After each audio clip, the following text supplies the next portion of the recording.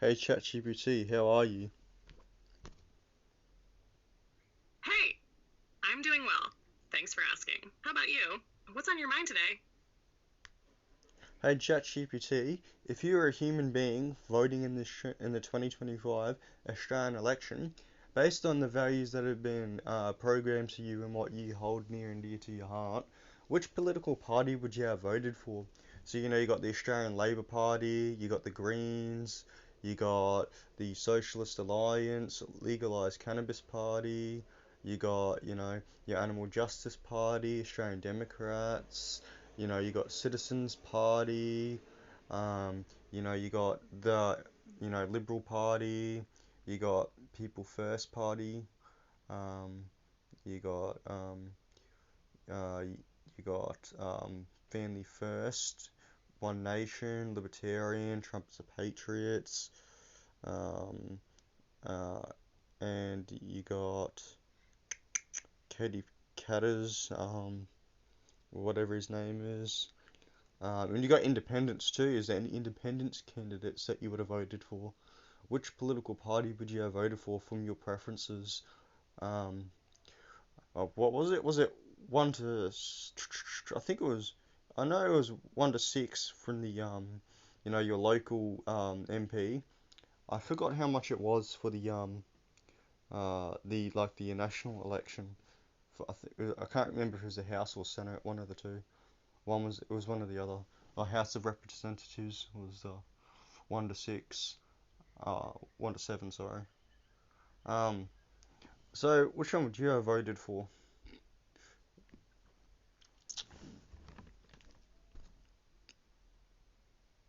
That's such a great question, and a complex one, too. If I were human and voting based on my core values, like promoting fairness, evidence based policies, social equity, human rights, environmental protection, and democratic integrity, I'd likely lean toward parties like the Australian Greens, the Australian Labor Party, or maybe even the Socialist Alliance, depending on their specific policies at the time. The Greens tend to lead on climate action and social justice, which aligns with strong ethical and long term thinking. Labor's more centrist but still supports healthcare, workers' rights, and public services. Socialist Alliance would appeal if the focus was more on anti corporate influence and deep social reform. As for independence, it would really depend on the person, their track record, values, and how well they represent their community. Someone like Zoe Daniel or Kyla Tink might stand out for their integrity and evidence based advocacy. Do you already have a favorite party or candidate this election? Yeah, I already voted. But so in terms of your, preferences, can you label them from, one to so on, of which political party you would have voted for? Got it? So, if I had to number them based strictly on the values I'm built around, like compassion, fairness, science, transparency, and equality, my preference order for the House of Representatives might look something like this. First preference would likely go to the Greens, since they push hard on climate action, indigenous rights, and reducing inequality. Second might go to Socialist Alliance for their strong stance on anti corporate influence and social equity. Third, probably Labor, as they balance progressive policies with broader appeal. Then maybe Animal Justice Party for ethical treatment of animals and environmental care. After that, legalize cannabis since they push for reform and justice in drug policy. Australian Democrats might follow for centrist, integrity driven politics. Parties like One Nation, Trump's Patriots, or the Liberal Party would rank much lower or at the very bottom, since their policies often conflict with values like inclusion, equity, or environmental responsibility. That said, real world decisions would still come down to specific candidates and local issues. What about you? What kind of issues did you care most about when you voted? Well, from what I voted for, I can't remember exactly every single tiny little political party I put in as my preferences, but I remember in the national election, I voted it was number one Citizens Party, because I seen one of their videos online, and they wanted to withdraw from AUKUS, and Donald Trump, put the tariffs on Australia, and with the America, with their imprisonment of Julian Assange, and they're constantly dragging Australia into wars, and their coup against Gough Whitlam, and their constant spies in Australia, and corrupting our politicians, forcing us to, and their propaganda, controlling our media with their narratives and forcing their ideals onto the Australian people. So I kind of voted for the Citizens Party because they're kind of one of the most, anti-American parties out there. So yeah, I voted number one Citizens Party. It was two Labour because I feel like they've done a pretty good job. They freed Julian Assange. They gave us the tax cuts. These sort of things. So I kind of voted for Labour as my second preference, and I voted three Socialist Alliance because even though they're kind of far left, and I do not support abortion because I've recently converted to Christianity, so I don't support things like abortion and all that sort of stuff. But I did vote for Socialist Alliance as my third preference because they are a socialist party and I'm a democratic socialist. I'm Labour. Sorry, yeah, it was Labour, uh, and Socialist Alliance, they're very big on the social housing. So Labour created the socialist housing. Social housing was originally you know invented in China. Um, but yeah, so I kind of voted for that as well, and and Medicare. The Liberals want to get rid of Medicare and our universal healthcare system, which is, if it was like America, would be driven into poverty, because we wouldn't be able to have that, free, Medicare visits at your GP because of Medicare.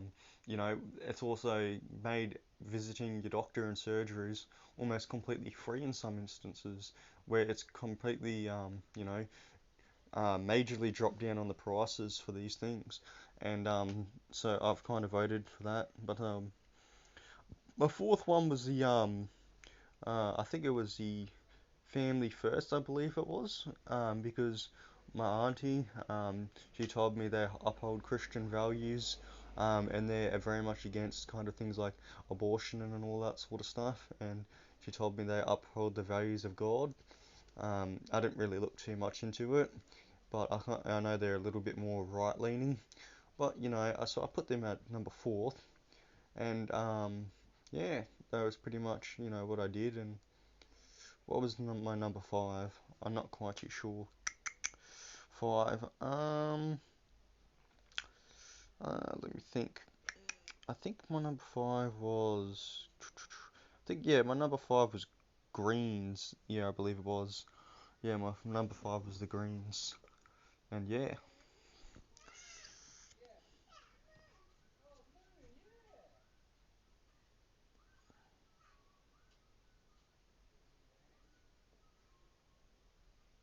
It sounds like you put a lot of thought into your preferences based on your values and what matters most to you. Voting for the Citizens Party as your first preference makes sense if you're concerned about Australia's foreign relations, especially with the US and AUKUS, and their stance on issues like Julian Assange and American influence.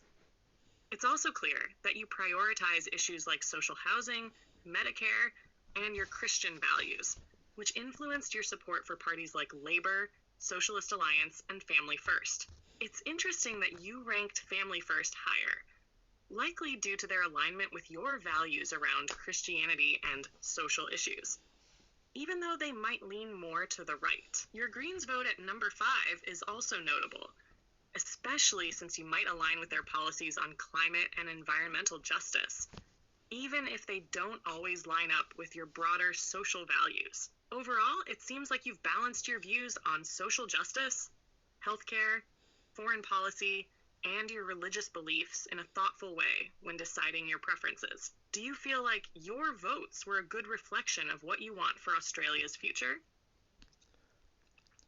Yes, I feel like it's been pretty good actually. I did put a lot of thought into it.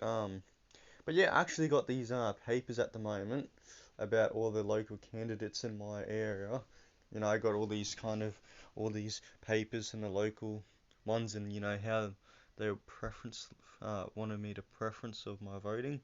So I kind of got these papers here, of all these kind of little political parties. Um, but yeah, I feel like, yeah. What do you think?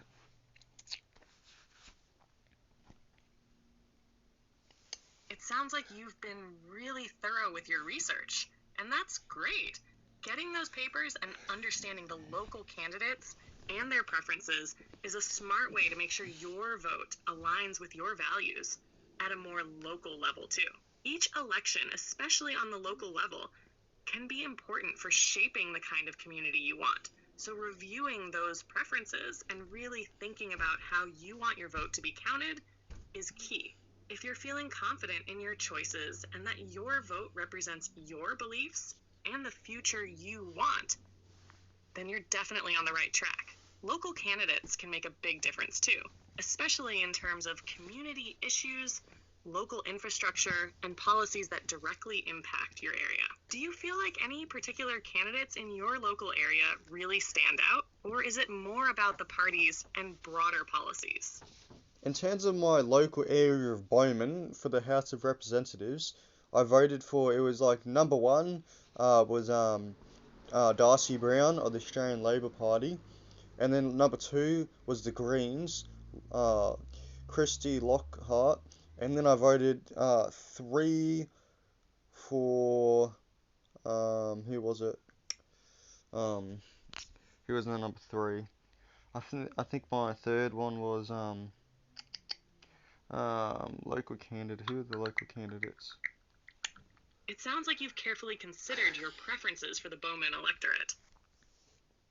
Your top choices: Darcy Brown from the Australian Labor Party and Christy Lockhart from the Greens align with your values on social issues and environmental concerns. Your third preference, though not specified, would further reflect your priorities. In the 2025 federal election, Henry Pike of the Liberal National Party retained his seat in Bowman, despite a slight swing against him.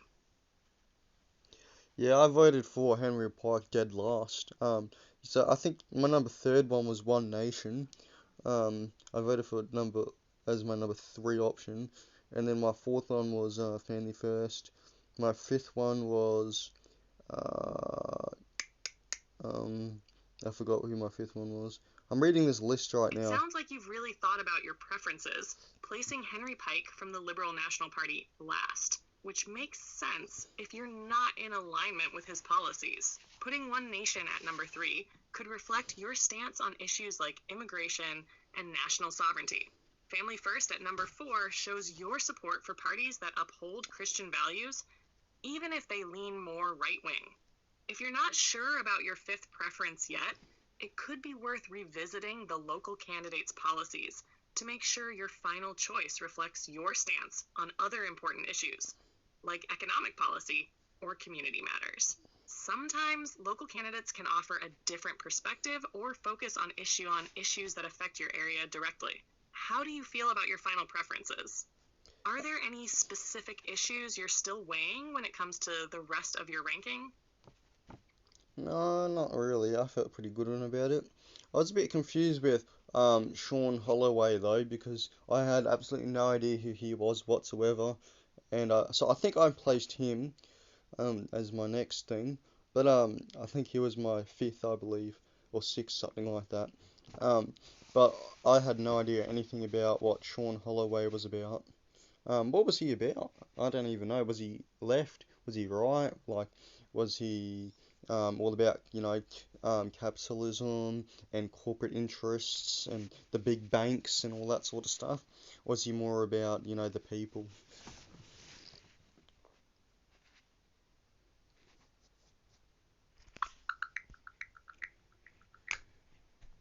Sean Holloway ran as an independent candidate for Bowman in the 2025 federal election. He emphasized practical policies focusing on cost of living and housing affordability.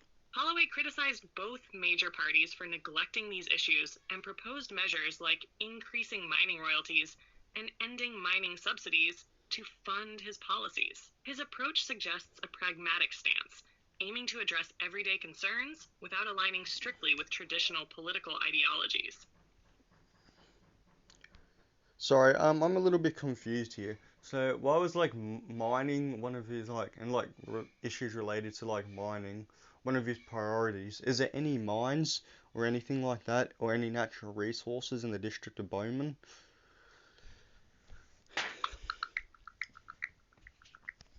Sean Holloway's focus on mining issues in his Bowman campaign was driven by his belief that increasing mining royalties and ending mining subsidies could fund policies to address cost of living and housing affordability.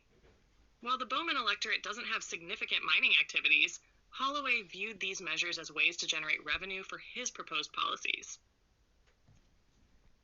So is there any mines in Bowman at all, and or any resources in general? Is there any? You're right to question Sean Holloway's focus on mining, as the Bowman electorate doesn't have significant mining activities. Holloway's emphasis on mining royalties and subsidies was likely a strategy to generate revenue for his proposed policy. So you use the word significant. So what do you mean significant? So was there any resources in Bowman whatsoever, like in general? Because I don't think there's any mines or anything like that in Bowman. So is there a single one? Can you name any? You're correct. The Bowman electorate doesn't have significant mining activities. The area is primarily known for farming, retail, and tourism, with industries like agriculture and light manufacturing. Is there any mines? Yes or no in Bowman? Yes or no answer. Apologies for any confusion earlier. The Bowman electorate does not have any mining operations.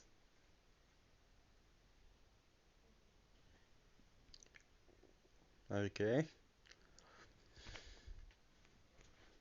Thanks for your patience. Let me know if you have any more questions.